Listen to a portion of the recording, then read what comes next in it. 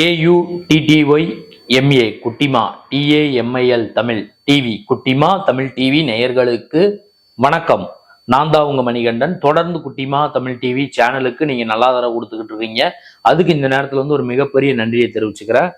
இன்னைக்கு குட்டிமா தமிழ் டிவி சேனல்ல பார்க்க போற படம், திரை விமர்சனத்துல பார்க்க போற படம் மிஸ் யூ. இது பாத்தீங்கன்னா ஒரு தமிழ் திரைப்படம். தமிழ் திரைப்படத்திற்கு இங்கிலீஷ்ல டைட்டில் வச்ச இயக்குனர், தயாரிப்பாளர் அவர்களுக்கு இந்த நேரத்துல நம்ம பாராட்டுகளை தெரிவிக்க முடியாது, எதிர்ப்பத்தான் தெரிவிக்க முடியும். தமிழ் படம் எடுக்கக்கூடிய இயக்குனர்கள், தயாரிப்பாளர்கள் தமிழ்ல டைட்டில் வச்சா நல்லா இருக்குன்னு சொல்லிட்டு நான் நிறைய வீடியோல சொல்லியிருக்கிறேன். இந்த வீடியோலையும் மறுபடியும் சொல்லிக்கிறேன். இயக்குனர் சங்கமும் தயாரிப்பாளர் சங்கமும் இணைந்து தமிழ்ல படம் எடுத்தீங்கன்னா தமிழ்ல டைட்டில் வைங்க, தெலுங்குல படம் எடுத்தீங்கன்னா தெலுங்குல டைட்டில் வைங்க, மலையாளத்துல படம் எடுத்தீங்கன்னா மலையாள வார்த்தைகள்ல டைட்டில் வச்சா நல்லா இருக்குங்கிறது என்னுடைய கருத்து. இப்போ இந்த படம் எப்படி இருக்குன்னு பாக்குறதுக்கு முன்னாடி குட்டிமா தமிழ் டிவி சேனலை நீங்க சப்ஸ்கிரைப் பண்ணாதவங்களா இருந்தா ஒரு தடவை பண்ணுங்க. பண்ணவங்க பெல் பட்டனையும் சேர்த்து அழுத்துங்க. அப்படி நீங்க பெல் பட்டன் அழுத்தினாதான் நாங்க வீடியோ அப்லோட் பண்ண உடனே உங்களுக்கு நோட்டிபிகேஷன்ல வரும். நீங்கள் அந்த வீடியோவை பார்த்து என்ஜாய் பண்ணலாம். உங்க நண்பர்கள், உறவினர்களுக்கு குட்டிமா தமிழ் டிவி சேனலை பத்தி சொல்லி சப்ஸ்கிரைப் பண்ண வைங்க, லைக் பண்ண வைங்க, கமெண்ட் பண்ண வைங்க. வீடியோ பிடிச்சிருந்தா ஷேர் பண்ண சொல்லுங்க. இப்ப திரை விமர்சனத்துக்கு போகலாம். படத்தோட டைட்டில் ஏற்கனவே சொல்லியாச்சு, மிஸ் யூ. ஹீரோ யாருன்னு கேட்டீங்கன்னா சித்தார்த். இதுக்கு முன்னாடி சித்தான்னு ஒரு படம் பெரிய ஹிட் கொடுத்தாரு.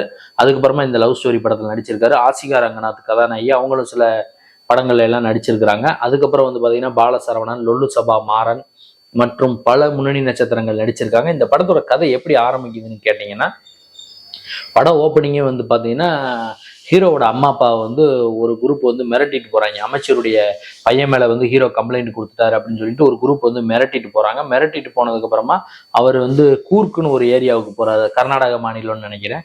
அங்க போய் ஒரு காபி சாப்பிட்றப்பல ஹீரோ சாப்பிட்டுட்டு கார்ல வரும்போதே அவரை என்ன பண்ணிடுறாங்கன்னா, லாரியை விட்டு ஆக்சிடென்ட் பண்ணிடுறாங்க. ஆக்சிடென்ட் பண்ணோடனே அவரை கொண்டு போய் ஆஸ்பத்திரியில் சேர்த்துறாங்க.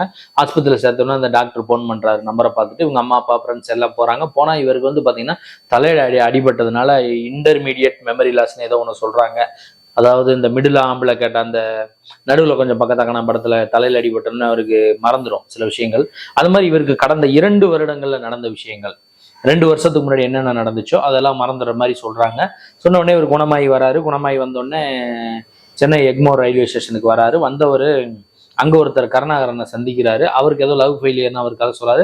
2 பேரும் நட்பாகி அவருடைய ஊருக்கு இவர் போறாரு. எங்கேயா டிராவலிங் போலான்னு வந்தவர் அவருடைய ஊருக்கு போய் அவருடைய அப்பார்ட்மெண்ட்ல தங்குறாரு பெங்களூர்ல. தங்கும்போது அங்க கதாநாயகி ஆசிகா ரங்கநாத்தை இவர் பாக்குறாரு. பார்த்து லவ் பண்ண ஆரம்பிக்கிறாரு. அவங்களுக்கு இவரை பிடிக்கல. அந்த பொண்ணை எப்படியாவது அரேஞ்ச் மேரேஜ் அம்மா கிட்ட சொல்லி பேசி முடிக்க சொல்லி அம்மா கிட்ட போய் சென்னை நேரில் போட்டோ காமிச்சோன்னா அம்மா அதிர்ச்சி ஆகுறாங்க. என்னடா இந்த பொண்ணு வேணான்னு சொன்ன உடனே, என்னம்மா சொல்றேன், இந்த பொண்ணை தான் நான் லவ் பண்றேன் அப்படிங்கிற மாதிரி இவர் சொன்ன உடனே, இல்லடா இந்த பொண்ணு வேணான்னு ஃப்ரெண்ட்ஸுகளும் சொல்றாங்க. என்ன காரணம்னு இவர் கேட்டா, இந்த பொண்ணை தான் 2 வருஷத்துக்கு முன்னாடி இவர் பஸ்ஸில் பார்த்துருக்காரு. அப்புறமா சின்ன சின்ன சண்டைகளா ஆயிருக்கு. அதுக்கப்புறம் அவங்க அப்பாவும் இவங்க அப்பாவும் ஃப்ரெண்டா இருந்திருக்கிறாங்க. இந்த பொண்ணே ஒரு கட்டத்துல கல்யாணமும் பண்ணியிருக்காரு கதாநாயகன்.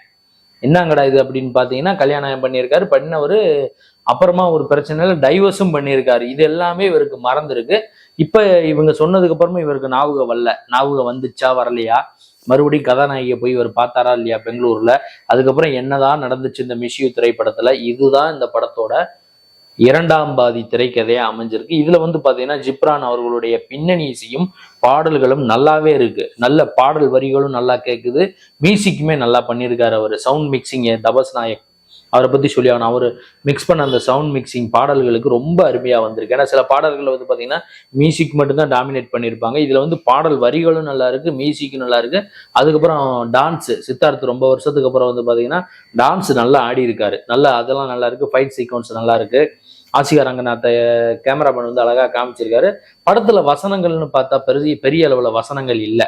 வசன கருத்தான்னு ஒருத்தர் அசோக்னு இதுல ஒருத்தர் ஒர்க் பண்ணியிருக்காரு. பட் இருந்தாலுமே இந்த படத்துல வசனங்கள்னு பெருசா எதுவுமே இல்லை. சும்மா நார்மலா பேசுற கான்வர்சேஷன் தான் இருக்கே தவிர வசனங்களுக்கு உண்டான முக்கியத்துவத்தை கொடுக்கல. இயக்குனர் கொடுக்கலையா இல்ல வசனகர்த்தா அசோக் வசனம் அந்த படத்துல சரியா எழுதலையாங்கிறது ஒண்ணுமே தெரியல. பெரிய அளவுல வசனமே இல்லை, நார்மலான கான்வர்சேஷன் தான் இருக்கு. ஏன் இப்படி நான் சொல்றேன்னா, ஆடியோ லான்ச் பிரஸ் மீட்ல கூட பாத்தீங்கன்னா வசனகர்த்தான்னு சொல்லிட்டு ஒருத்தர் மேடையில ரொம்ப நேரம் பேசினாரு. ஆனா படத்துல ஏன் ஒரு சில வசனங்கள்லாம் அழகா எழுதலைங்கிறது எனக்கு இன்ன வரைக்குமே புரியல. அதுக்கப்புறம் இயக்குனர் ராஜசேகர் பாத்தீங்கன்னா நல்ல கதை, இது திரைக்கதையில சின்ன சின்ன விஷயங்களை ஆட் பண்ணி இருந்திருக்கலாம். அதாவது எப்படின்னா, மௌனராகம் மாதிரி சொல்ல வேண்டிய ஒரு படத்தை பாத்தீங்கன்னா, மௌனராகம் இருகப்பட்டுன்னு ஒரு படம் வந்தது, அது ஒரு நல்ல திரைப்படம். அந்த மாதிரி சொல்ல வேண்டிய கதையை பாத்தீங்கன்னா சுத்தி வளைச்சு இப்போ சென்னையிலேருந்து பெங்களூர் போகணுன்னா டக்குன்னு வேலூர், ஒசூர் அப்படியே பிடிச்சி பெங்களூர் போயிருந்துருக்கலாம். இவர் என்ன பண்ணிட்டாருன்னா சென்னையிலேருந்து சேலத்துக்கு போய் சேலத்துலேருந்து மறுபடியும் இங்கே ஒசூர் வழியாக பெங்களூர், அதாவது சுற்றி போகிற மாதிரி சில விஷயங்களை அவர் பண்ணிட்டாரு. அதுதான் வந்து படத்துக்கு வந்து ஒரு மிகப்பெரிய மைனஸை தவிர, அப்புறம் வந்து பார்த்தீங்கன்னா ஓவராலாக பார்க்கும்போது இந்த மிஷ்யூ திரைப்படம் வந்து பார்த்தீங்கன்னா எல்லாருமே மிஸ் பண்ணாமல் தேட்டரில் போய் பாருங்க. ஒரு தடவை பார்க்குற மாதிரி தான் இருக்குது இந்த படம். நான் பண்ண இந்த ரிவ்யூ, இந்த வீடியோ உங்களுக்கு பிடிச்சிருக்கும்னு நான் நினைக்கிறேன். பிடிச்சிருந்தா லைக் பண்ணுங்க, கமெண்ட் பண்ணுங்க, ஷேர் பண்ணுங்க. மறக்காம குட்டிமா தமிழ் டிவி இந்த யூடியூப் சேனலை சப்ஸ்கிரைப் பண்ணாதவங்களா இருந்தால் ஒரு தடவை பண்ணுங்க. பண்ணவங்க பெல் பட்டனையும் சேர்த்து அழுத்துங்க. அடுத்த வீடியோவில் இதே மாதிரி ஒரு திரை விமர்சனம் அல்லது சினிமா செய்தி அல்லது இதர செய்தியோட மீண்டும் நான் உங்களை வந்து சந்திக்கிறேன். குட்டிமா தமிழ் டிவி சேனலை பார்த்து ரசிச்சுக்கிட்டு இருக்க கோடான கோடி நேயர்களுக்கும் ரசிகர்களுக்கும் பொதுமக்களுக்கும் நெஞ்சார்ந்த நன்றிகள்.